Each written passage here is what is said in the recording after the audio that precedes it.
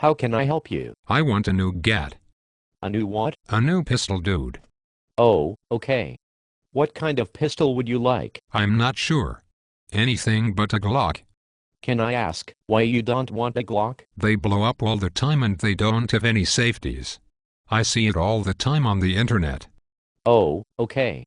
Well, I can show you all 3 safeties on all Glock model pistols made. If I did that, would you consider a Glock pistol? No way. They still blow up, dude. I read they have unsupported chambers and it makes them inferior to other pistols. Are you talking about all the pictures of blown up Glocks on the internet? Did you look into why most of the Glocks blew up? Was it possibly some wrongly manufactured reloads? No way, man. The guy on the internet said it's because it's a 40 and 40s blow up. Really? That's weird because more than 70% of law enforcement carry a Glock pistol and they have a pretty good testing procedure at most departments. Though probably not as thorough as your rigorous testing you did to arrive at your opinion of Glocks. It's funny how you find the #1 selling name brand pistol in pictures the most often. It's like if we sell more of them, then people are likely to go out there and do more dumb things with those name brand pistols than others. Do you think that has anything to do with it? What pistol would you like me to show you then? Maybe a new Smith & Wesson MNP? Or the new Springfield XDM?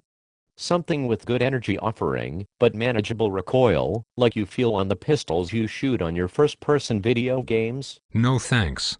I want to see a 1911. Something badass like the SEALs use all the time. Or maybe a special Delta Force model with light rail for my laser underneath. That would be frickin' sweet. I'd kick ass with a 1911 because I'd be throwing thumbs, baby. 230 grain round ball kills them all, you know. Wow.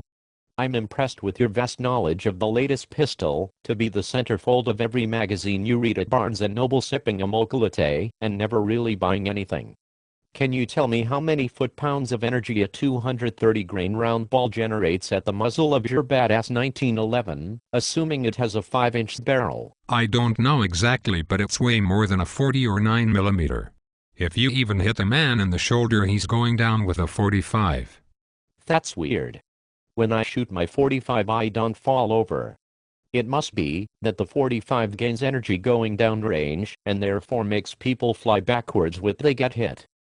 Or, the 45 has about 350 foot-pounds of energy and would hardly be noticeable upon impact on a threat, much like all handgun rounds striking a bad guy.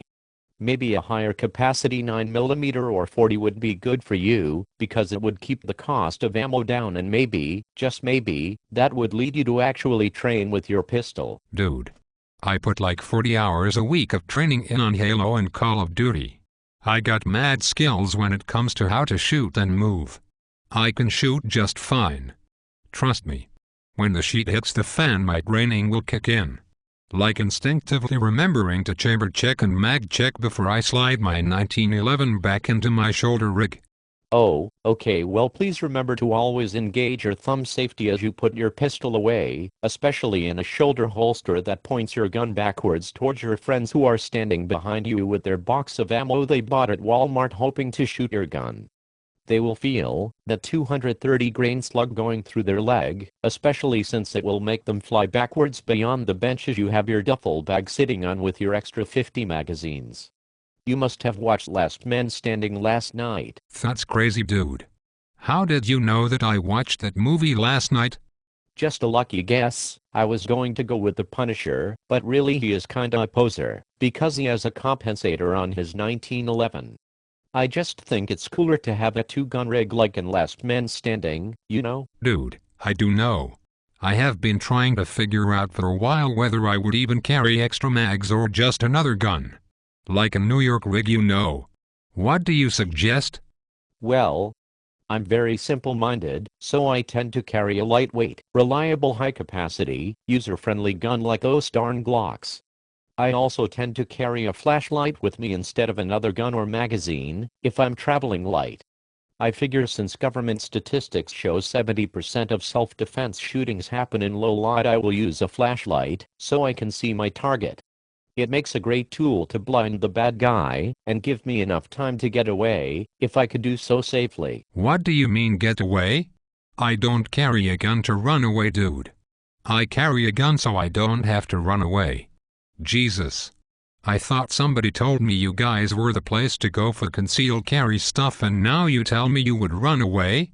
That's stupid. Yeah, I know.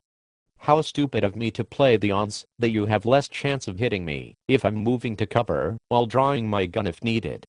I want to increase the distance between me and the bad guy, because he has probably been training thoroughly on Halo 2, making my better accuracy and shot placement skills important, and making distance my friend. You see, I don't want to have to shoot anyone, even a bad guy.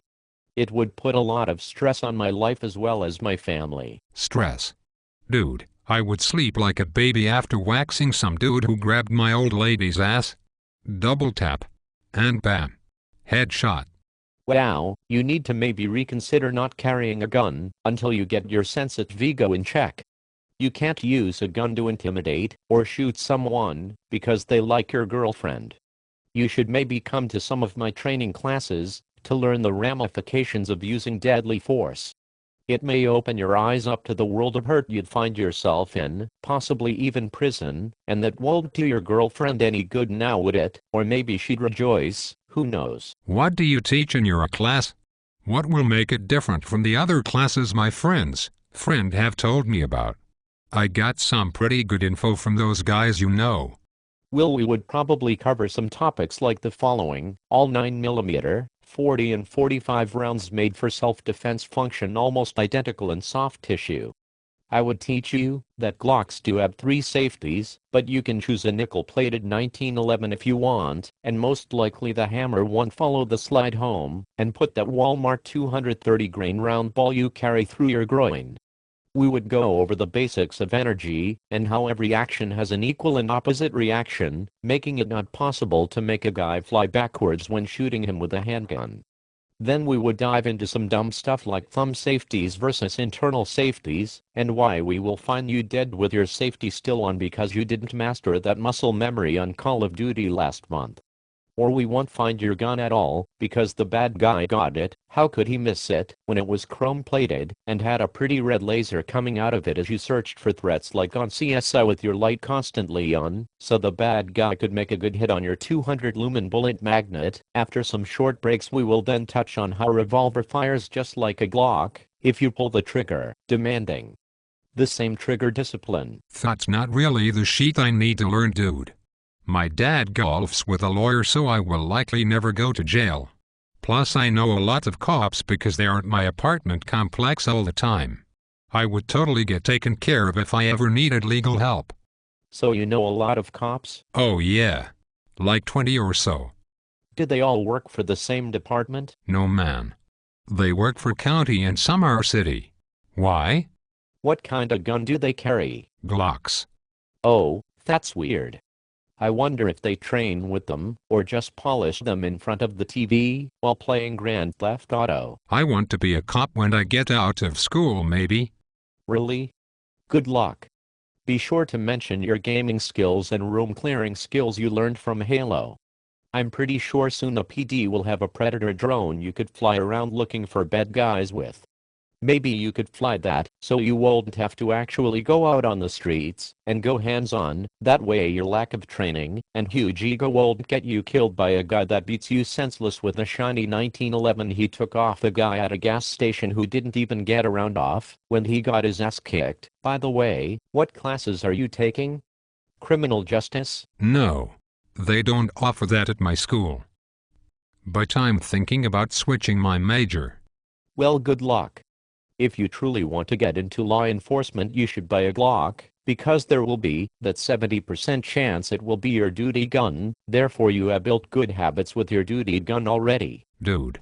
I think when they see me shoot my 1911 they will let me carry it because of my ability to do headshots.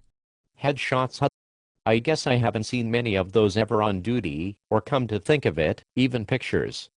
I think they shoot for thoracic cavity to increase their odds of doing some damage to stop the attack, but hell, if you can headshoot then good for you. So, are you ready to buy one of those badass 1911s you've always wanted?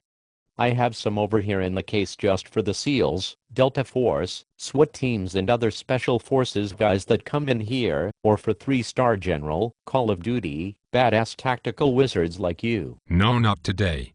But I turned 21 in 3 months, so I'd like to put the $189 high point on layaway so I get my permit I'll be ready to carry. Sure, it would go great in a $20 nylon shoulder holster you got at the gun show for most large-framed autos, and you would be ready. Let's get the beauty boxed up while you did out your $9 down payment. I'm so glad I just spent the last hour showing you pistols and ducking every time you swept the room with your lack of muzzle discipline. Please just go before I smear grape jelly on the end of my pistol to get the metallic taste to go away while it's in my mouth, because you make me want to ventilate my cranium.